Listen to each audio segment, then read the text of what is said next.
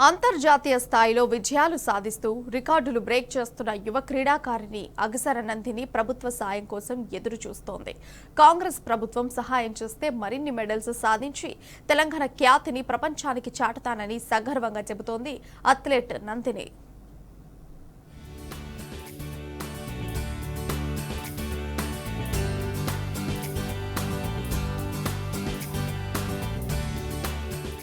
తెలంగాణ రాష్ట్ర ఏర్పాటు అనంతరం బీఆర్ఎస్ ప్రభుత్వం విద్యతో పాటు క్రీడలకు ఎంతో ప్రాధాన్యమిచ్చింది. సర్కార్ ప్రోత్సాహంతో గురుకుల పాఠశాలలు, కళాశాలల్లో చదువుకునే యువత ఆటల్లో అదరగొట్టారు. అందులో ముందు వరుసలో ఉంటుంది అథ్లెట్ అగసర నందిని. జాతీయ, అంతర్జాతీయ స్థాయిలో ఆటల్లో అదరగొడుతున్న నందినిది చాలా పేద కుటుంబం. తండ్రి ఎల్లప్ప కర్ణాటకలోని బళ్ళారి నుంచి హైదరాబాద్కు వలస వచ్చి ఇక్కడే స్థిరపడ్డారు.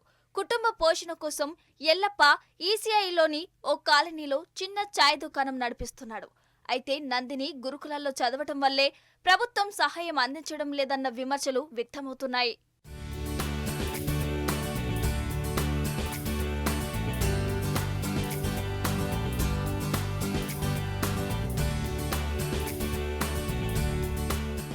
చైనాలో జరిగిన ఆసియా క్రీడల్లో హెప్టాథ్లాన్ విభాగంలో నందిని కాంస్య పతకం సాధించింది. ఈ విభాగంలో తెలంగాణ నుంచి ఆసియా క్రీడల్లో పాల్గొన్న ఏకైక క్రీడాకారిణి నందిని కావటం విశేషం. ఈ మధ్యనే డెహ్రాడూన్లో జరిగిన పోటీల్లో హెప్టాథ్లాన్లో నందిని 5,601 పాయింట్లతో పసిడి పతకాన్ని ముద్దాడింది.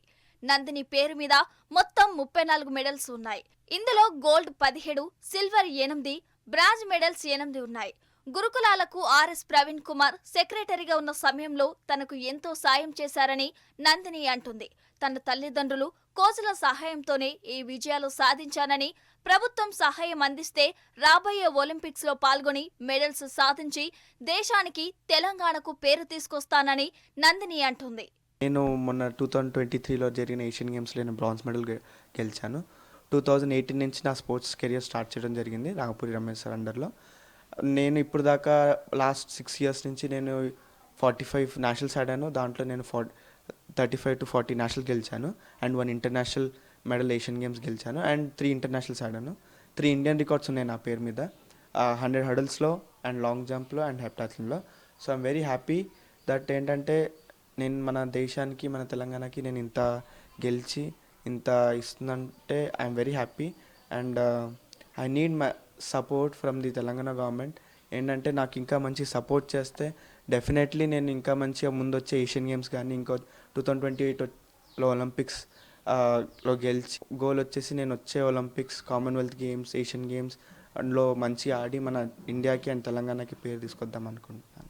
తమ కూతురు అద్భుతమైన విజయాలు సాధించడం పట్ల తండ్రి ఎల్లప్ప సంతోషం వ్యక్తం చేస్తున్నాడు. నందినికి చిన్నప్పటి నుంచి క్రీడలపై ఆసక్తి ఉండటంతో కఠోరంగా శ్రమించి స్కూల్ స్థాయి నుంచి దేశ స్థాయి వరకు ఆటల్లో ఎన్నో విజయాలు సొంతం చేసుకుందని గర్వంగా చెబుతున్నాడు. గురుకులాల్లో అప్పటి సెక్రటరీ ఆర్ఎస్ ప్రవీణ్ కుమార్ తమకు అండగా నిలిచారని గుర్తు చేసుకుంటున్నాడు.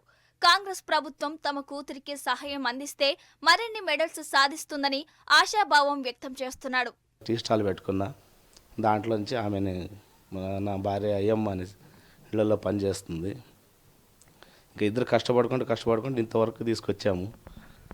ఇంకా ఇప్పుడు ఏదన్నా కొంచెం పెద్ద పెద్ద ఆటలు ఉన్నాయంటే చాలా పెట్టాల్సి వస్తుంది.